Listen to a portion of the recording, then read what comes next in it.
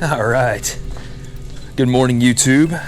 Happy Saturday. Today is going to be tuning day, remote tuning day with Black Fox EFI Tuning. So we're going to be working with Steve VanOrder. Steve is a guy I found on Facebook. So check this out, okay? Here's the deal. Let's recap real quick. So I just got the motor put back together. If you go back and watch the last videos, we just fixed a head gasket leak. Fixed a number of other problems too, as well as a spark plug that has been broken or was broken right after I got the car running. So yes, we got it running, but now that it's running on all 8 cylinders, it has a fresh set of spark plugs in it. Everything is gapped and ready to go. I decided to, this time before really doing anything, is to reach out to a real tuner. I'm almost certain that, you know, we had a head gasket blown because of my tune, right? So what I did was go on to YouTube, and I was looking up on how to set up closed loop idle. And I found this gentleman named Steve. Okay, he had a YouTube channel, and when I watched this video, it was crazy knowledgeable. This guy like kind of blew my mind. I was like, holy crap, this guy knows what he's doing. Well, at the end of the video, there's an email address. You know what? I hit him up. Now, it turns out some viewers have actually recommended him to me, and I just forgot or let it slip, whatever reason. But I hit him up. Next day, he hits me back up, calls me on the phone, and talks to me about my project for a good solid hour.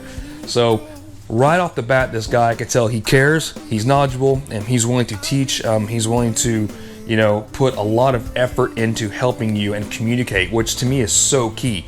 So he does it, you know, he wasn't off the bat like, hey, just send me your tune, I'll look it over, nothing like that. It was, let's talk about your project, let's get all the details, let's get your compression ratio, let's get your fuel type you're running, your cubic inch, you know, of course the turbo, how much boost you're running, how your motor's built, and gear ratio. I mean, gosh, I can go on and on and on and on. Fuel injector brand, you know, wideband brand, wideband location. And I have spent, I can't tell you how many hours talking to this guy. Well, he decided to clean up my tune. Needless to say, the tune was very dirty, and that was him putting it lightly. I think the tune was pretty bad in his opinion, but he was being really nice about it. So nonetheless, he instantly cleaned it up. Okay, he cleaned up the tune, sent it back to me, and the car was almost immediately a completely different car, drivability wise, idle wise, whatnot. I was really interested in him setting up closed loop. Wow, he took the time. This is before I even paid him. By the way, guys, let me refrain here. Let me say that this is not sponsored. He's not giving me, this is coming out of my hard-earned cash, okay? So they have no affiliation for Black Fox, EFI, or Steve here at all. So I just found him and, you know, looked at his pedigree and decided, yeah, he knows what he's doing. This guy's a real deal. So yeah, anyway, guys, this is the world we live in, okay? So if you're unfamiliar with aftermarket tunes and aftermarket ECUs, computer plugs into the laptop, and then over a hotspot, he'll remote into my laptop as we're driving, and on the fly be able to watch and make changes on the tune of the car as we're driving to make sure it's safe. Now, he is tuning not for high performance, not for best performance. We're not getting a hot tune. We're getting the right tune that the motor wants, and this is the same thing that I've been wanting now for 3 or 4 years since I built this car. I have not taken the time to do this yet. Find this and that. You know, if you don't stay on top of your tune, things can happen.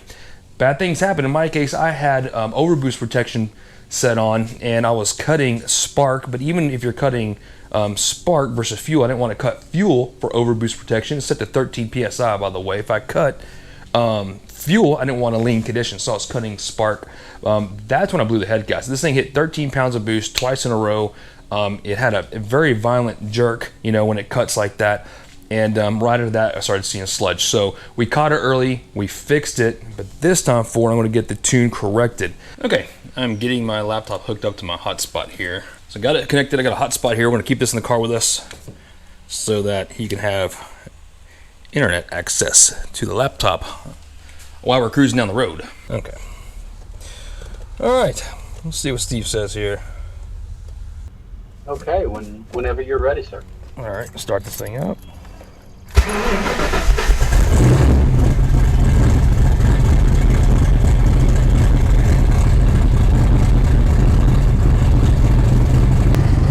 AC off.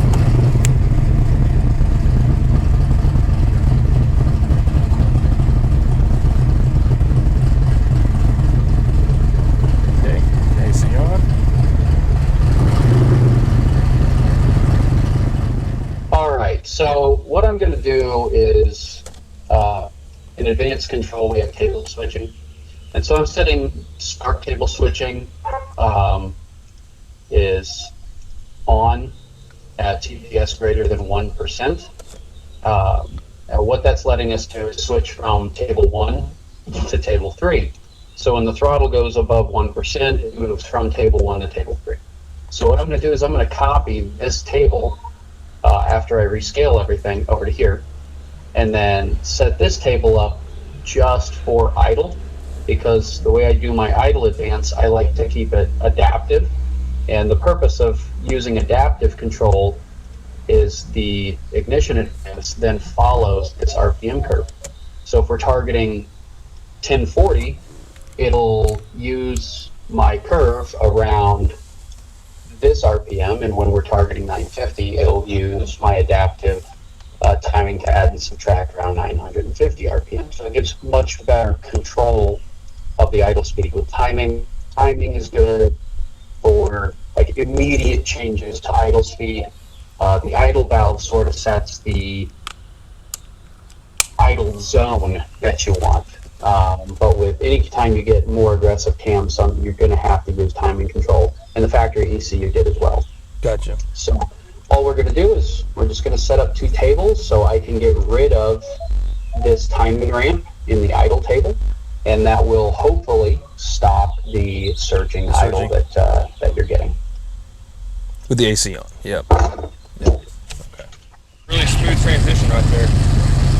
Yeah, let's see if it's lying to us. Go ahead and turn it back off. All right. Turn off. And back on. Back on. Oh yeah, That's excellent. That's awesome. Okay. That's impressive. Switch the phone. Gonna flip it? Yep.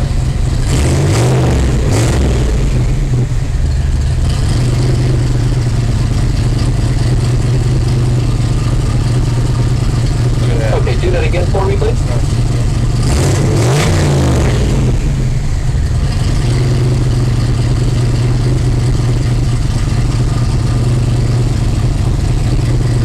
Take your clutch again.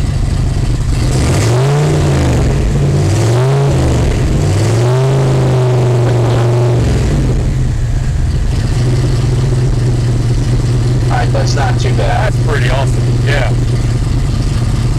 Alright, so just to recap, we're using 2 ignition tables. One is set up just for timing timing idle, and that's table 1 now. And when we get above 1 throttle position, switch over to table 2 or table 3 in this case. Right now, I'm just slowly going through and cleaning up the fuel table. Okay. So anytime you feel a hiccup, that's me. Yep. No problem. I'm going to have to open up your acceleration enrichments table at some point, which causes it's real bad. We should do it when you're stationary. Okay. Your acceleration enrichments are a bit aggressive, and when you pedal the car to take off, it's throwing a ton of fuel at it. Got it. So we need to back that off just a smidge, and then probably add some map-based acceleration enrichment to deal with when the boost starts coming. Okay.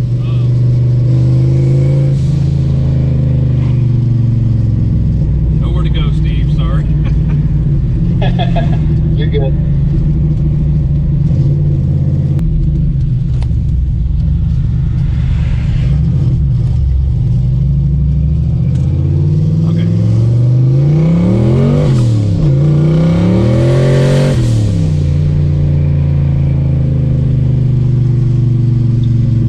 About 10 pounds. Pretty country, really pretty out here.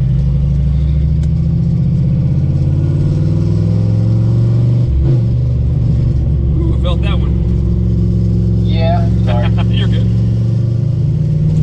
Do a short run here. This is first gear pull. Okay. And yeah. That was a traction problem back there.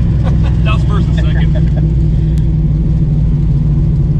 Oh yeah. God dang, this car's strong, man. Okay, second gear. And go. She's a little on the fat side. I was about 75 miles an hour. Yeah, she's down in the low 11s for air fuel ratio, and that's just too fat.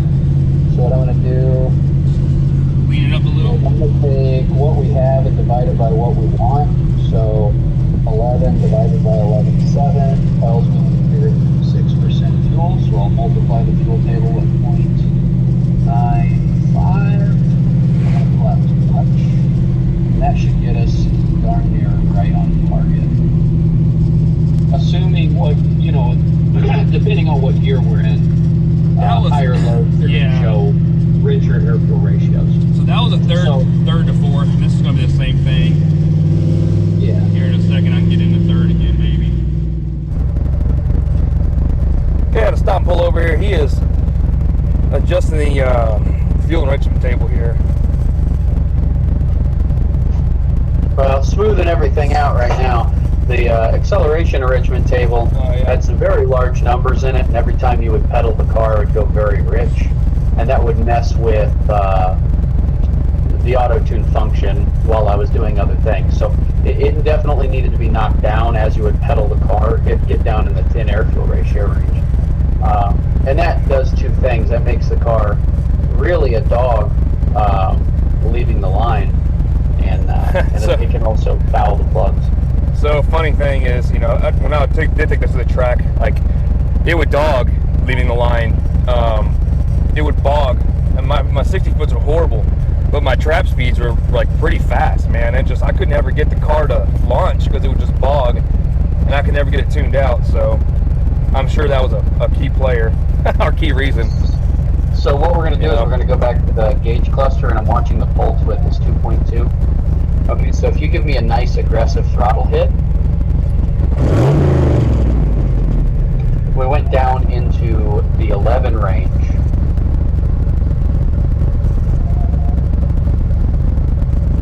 Go ahead and do that again.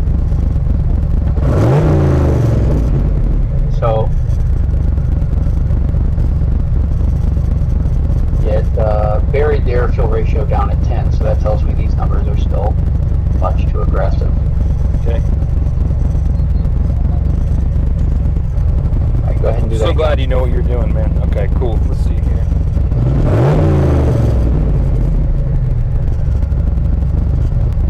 Go ahead and do it again. Okay, how does it feel in the car? It was pretty good. Pretty good. Yeah. Okay. We're going to try to go for a drive then? Yep. We need to get it up. You need to work on, like, transitions, you know.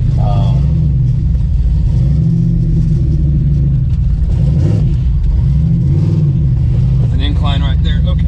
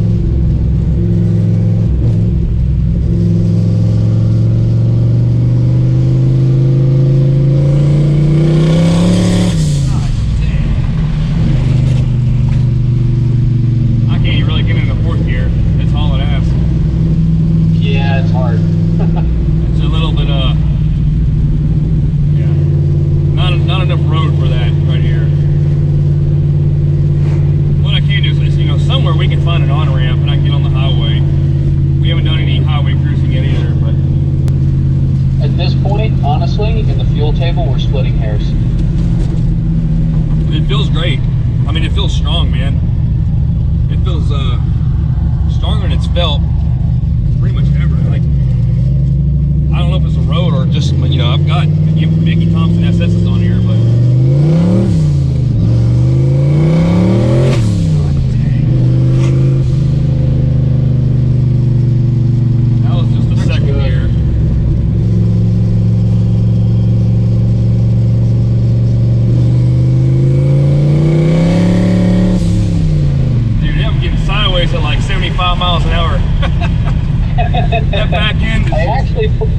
I actually pulled more timing out of it, and it's probably spooling the turbo a little bit harder. Yeah, it's getting up there. 10 pounds was getting quick. A lot quicker than I noticed it before. The trick flow heads, especially if you're running 11R heads, they do not like timing. Dang, yeah, So, that's fun. It's like a whole other animal. That is a badass Jeep. I'm not even a Jeep guy, that's badass. I like this road. A lot of guys take their hot rods out on this road, so you know, I've got a thumbs up after that pull from some neighbor. So, yeah, there's some cool people on this road. But, yeah. God dang. Yeah, I've never had it hit boost like that around 35 to 4,000 RPM. Even right there, that pulley was starting to get loose. You're finally making some real torque. Yeah. When the motor is over timed, you will start to get a sharp torque drop before you really run into hard detonation. So sometimes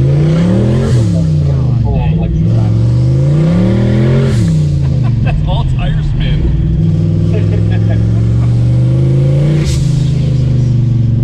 All right. And I've always had a problem with the car bucking right here.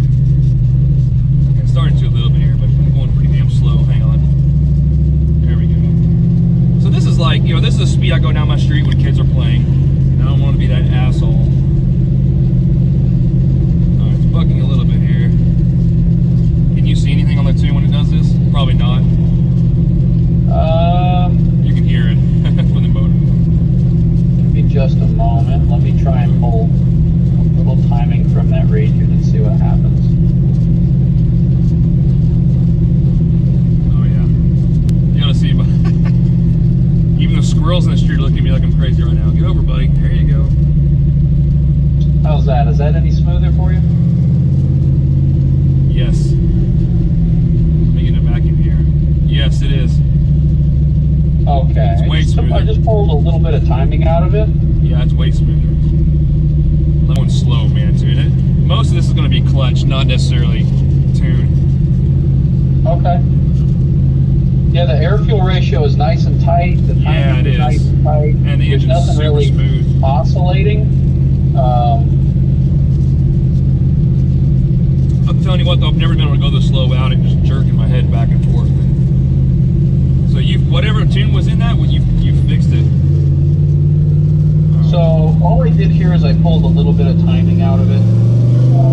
You can run, you know, easily into the 40s in timing and high vacuum. But in this case, that low speed buff that you were getting, and that'll only happen when you're just barely on the throttle. Okay, so I'm going up to a stop sign here. I'm going to make a right and do a nice slow stop into a right turn.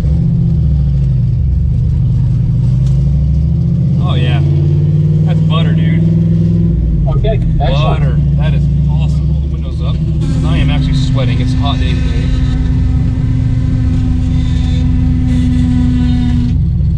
Ignore that window sound. All right, AC is on.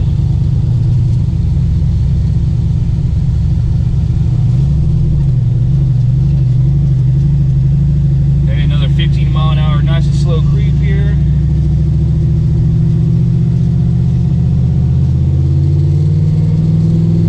Nice and slow in the neighborhood. The AC feels awesome, by the way. Everything looks real good here. Oh, it's smooth. It's AC on. Coming to a stop, it's not surging. Yep, stop sign right now. Okay. Oh my gosh, dude. I always thought my clutch was too aggressive. I think it was just the tune wasn't. This driving It's all about, man. it's all about smooth transitions in both fuel and spark. Yeah, this drivability is so much better. But you're gonna see here once that AC is on, we're gonna start getting heat soaked, especially these temperatures or these speeds. I'm gonna make my way to the highway. I'm watching both the manifold air temp and the coolant temp, and your manifold air temperature changes quite drastically, actually, depending fast you're going and what RPM you're at. It's kind of funny. Yeah, that is kind of funny. That means there's a lot of heat somewhere. Yeah, your manifold air temp is swinging almost 20 degrees. I noticed that whenever I data log, whenever I get into boost, I've seen it drop 20 plus. Actually more. I've seen it drop like 30 degrees. Well, that's pretty normal actually. Okay. Your the factory location is in that lower number 5 run. That's a terrible location. Yeah. God dang, dude. Even in boost, I mean,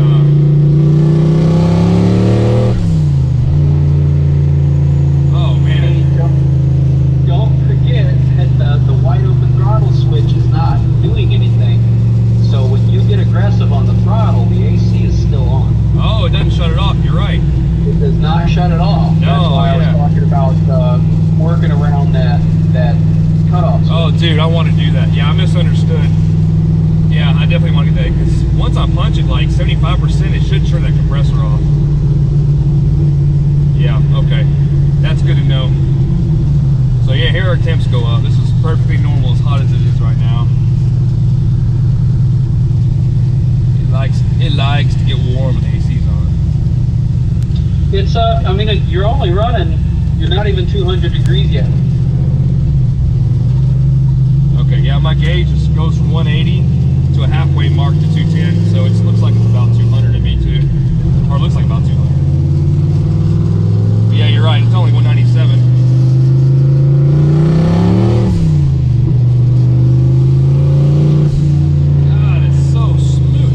Third gear pulls so much harder, especially up top. It's just like, man, you can really feel that boost kick in now. Down low. Yeah, I mean, she's making good boost. You're not quite making as much boost as you think, though. I think I've seen 10 pounds maybe. Okay, on my gauge here, it looks like I've hit close to 10, but I've also got it. I've turned it down quite a bit because I didn't really want to hit 10 pounds. What's it making? Like 9? About 8, 9, yeah. Alright, it's pretty safe. Oh, yeah, that's real safe. You can easily throw a couple more pounds at it. Well, I'm not opposed to that. I mean, I can pull over and give it 3 clicks. You could even probably push it to 12, but anything past 12, you're going to need the octane spike it. Okay. Alright, Steve, I'm going to shut the motor off because I don't have an emergency brake, so... Yep. Second here. All right.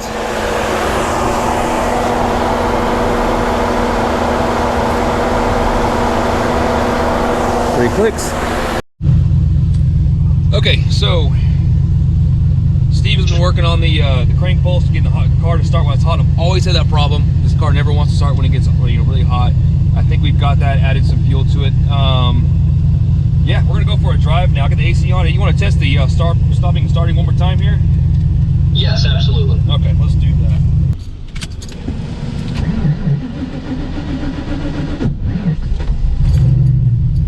All right. So about how long was that crank attempt? Maybe 4 seconds. 4 seconds is a little long. It was a little long, yeah. Okay, doesn't want to start. Key off, key on, cranking. He likes fuel. Okay. So with the way your fans are set up with them running while you're trying to crank, your battery voltage is dropping below 10 volts during a crank attempt. And while the ECU is not shutting off, what I'm seeing is a complete loss of engine speed. So I'm getting a complete loss of the PIP signal coming into the ECU. Yeah. So that doesn't necessarily mean that the PIP is bad. That may mean that it's not triggering at that lower voltage often enough to trigger the injectors when they're supposed to trigger. Okay. I've never seen that before. So for some reason, we have lost connection to the wideband. So I cannot do any more fuel tuning. Okay, give me if you want to just double check some connections real quick. I had an AM one, and the AM one just completely crapped out on me. And Yeah, odometer's been the way to go for me, at least. I like it, but alright. Alright, man. So mine is, I mean, the cable's fine. It's not hitting anything. It's not melted. Alright. I guess we'll try to get it home, and I'll look at that later. Well, maybe it just crapped out. Yeah, that sucks. That's expensive.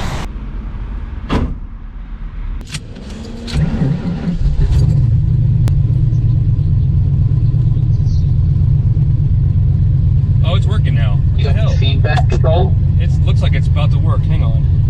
It's counting down now. Oh, good. What the hell is that all about? Maybe it needs to be started. I don't know if it'll start with the engine on running like that. Oh yeah, it's back on. It's back online. You see it? Yeah, I do. Okay. It's hot. All right. So, Let's go hit the highway. Just do some cruising. Highway speeds. sounds good.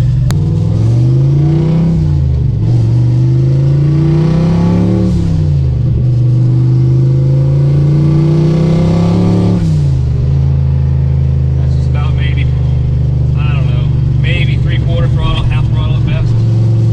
That was still 8 pounds of boost. Yeah. Okay, I thought I turned it up. I forgot about that. Let me do Yeah, that was half throttle. Okay, let me do a 4th gear full throttle here. 11 pounds. Yeah, it's about 11 pounds, and then it started to settle back into 10. That's not abnormal for it to spike from it fully and then settle in. good. That's about exactly where I want it to. All right, I'm gonna cruise it here in 5th gear, and we'll just do some 75-mile-an-hour cruising. The AFRs look nice and stable. Yeah, they are, and it's cooling off. Yep, and it's going down too, which goes back to airflow. It appears to be a lack of airflow at lower speeds. Yeah.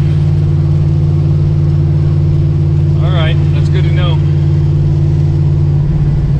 Oh, Yeah, that airflow ratio is just dead spot on. About how fast are you going right now? 30. Okay. 35. She's maintaining a 200-degree temperature, which is completely normal. Yeah, the AC is cranking, man. It feels awesome. Like I'm nice and cool. There's a 5.0 here next to me.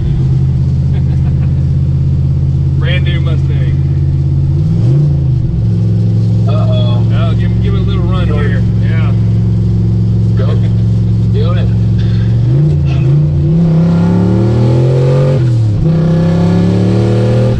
I don't think he was running me because he didn't even try. He was long gone.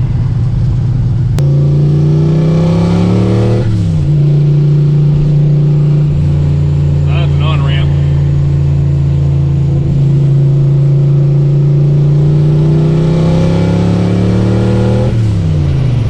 God dang. I'm probably It's doing. wanting, and it's wanting. Oh, I just lost connection. Don't do any more pulls. Oh, my battery died. It did. Yeah. Don't do any more. Don't do any more pulls because it looks like a lean spot. Okay. But we need to look and make sure. How much gas is in the car? Quarter of a tank. Okay. I think the fuel might be sloshing to a point where it's not picking up all the way.